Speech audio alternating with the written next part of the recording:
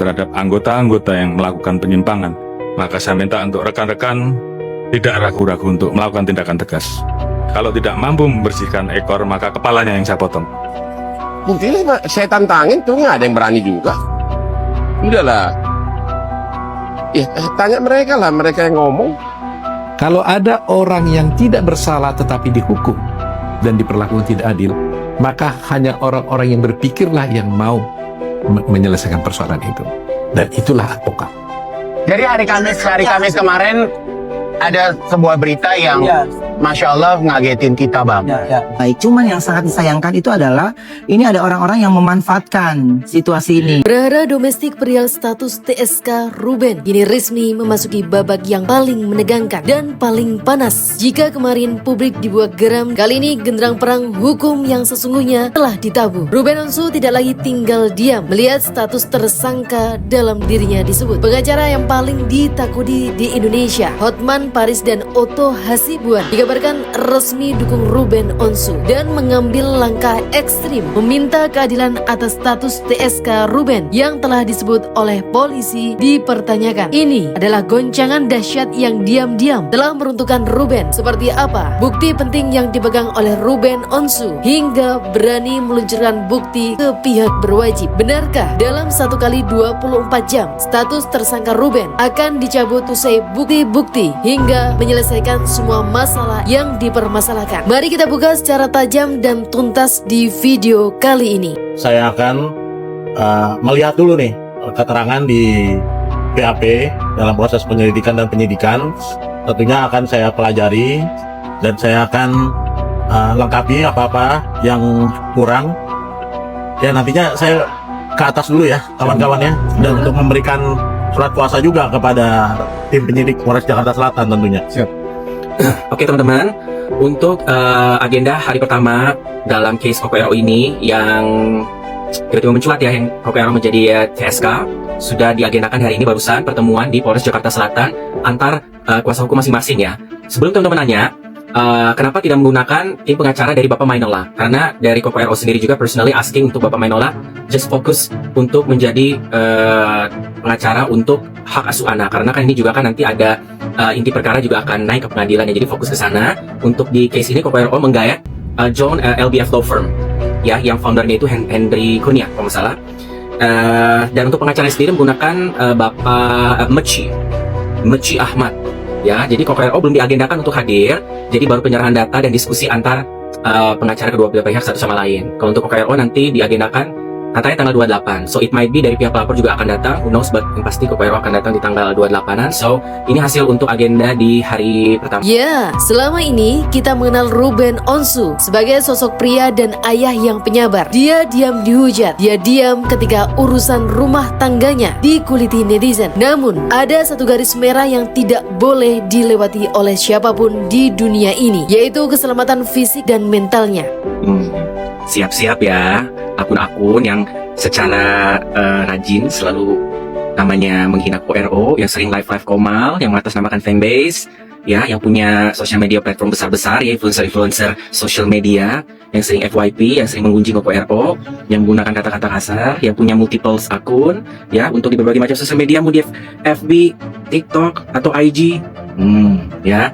Makanya kalau live itu jangan gunjing-gunjingan melulu, edukasi, obrolan sehat, jangan cuma bisa melempar tantrum. Ayo, ya siapa tuh kira-kira akun-akun besar yang punya pengaruh, punya banyak akun cloning? Dengerin nih KPRO ngomong apa, ayo.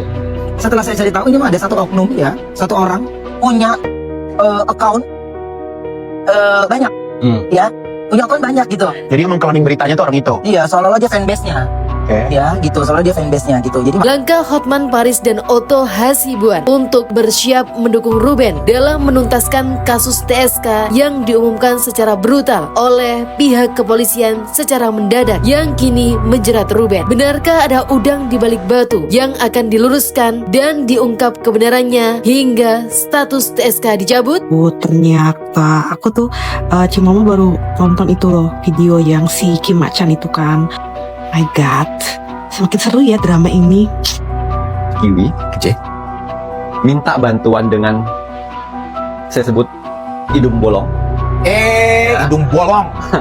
Sarkiwi minta bantuan dengan hidung bolong ya untuk membantu speak up, untuk membantu mempercepat kasus ini. Ya. Yang mana Sarkiwi ini sebenarnya sudah melobi. Hidung bolong. Bukan, sedang melobi ke pelapor. Ya. Si pelapor. Oh ya. Ya udah saya bantu biar cepet deh. Pokoknya kamu majuin aja dulu. Nanti saya bantu biar kasusnya dipercepat. Ya, ini kasusnya apa sih Ki Macan? Ya, pengacara si suami lah yang tahu. Kalian bisa cek Di itu ya, media sosial gitu ya, saya telah penjelasannya. menjelaskan ringkas di sini ya. Betul. Jadi Sarkiwi menghubungi si pelapor. Apabila kamu ingin mendapatkan uang, ya saya permudah. Nah, akhirnya si pelapor mengajukan, ini sempat mandek. Laporan ini sempat mandek. Nah, dan Sarkiwi minta bantuan hidung bolong. Karena kan si hidung bolong ini kan si paling dekat dengan Ladusing, si paling paham dengan hukum, si paling tahu segala-galanya. Hidung bolong. Ya. Akhirnya dibantulah dengan hidung bolong. Juan. Hidung bolong nggak mau gratis sayang. Iyalah. Namanya dari situ kan dia bisa makan. Hidung bolong. Akhirnya dibantulah sama si hidung bolong. Biar kasusnya lebih cepat. Kau lempar uang segini ke Ladusing. Biar kasusnya cepat. Dikeluarkan oleh Sarkiwi. Jadi jangan bilang Sarkiwi nggak ada uang. Ada. Banyak itu berangkas-berangkasnya gitu ya. Dikeluarkan lah. Oh iya ya kak, saya keluarkan ya kak. Biar cepat ke Ladusingnya nih. Tiba-tiba, Ladusing. langsung jadi tersangka. Ya, langsung jadi tersangka. Sengaja dia. Dia yang mengatur ini semuanya. Dari si hidung bolong, hidung bolong bilang kamu harus lempar ke Ladusing duit sekian nih. Nanti saya urus deh, saya gampang. Ngoten Ki ya. Hidung bolong. Ya, hidung bolong ini udah mengetahui gimana pun juga. Ki Macan turut adil bukannya mau cari sensasi ataupun apa. Kalau mau cari sensasi, ya, udah lepas topeng ya. Tapi Ki Macan hadir ya untuk mengobrol secara spiritualnya juga. Karena memang udah nggak bener dan Betul. sudah ada jalurnya. Betul. Nah, ini pun juga karena apa? Karena kembali ya, iblis akan didekatkan dengan gerombolannya iblis. Ya, orang yang positif ya akan didekatkan dengan bantuan-bantuan positif. Orang yang positif payung pada Tuhan yang Maha Esa. Jadi wahai kalian di gerombolannya si iblis ya, hidung jebol dan juga kita apa spiritual yang banyak sertifikatnya ya.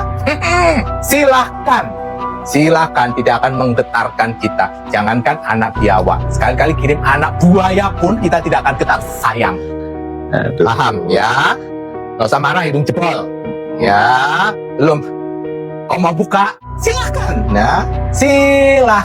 ya, kalian ya rontokin semuanya, tapi terima resikonya. Saya kalau misalnya mau cari validasi, saya sudah buka di topeng.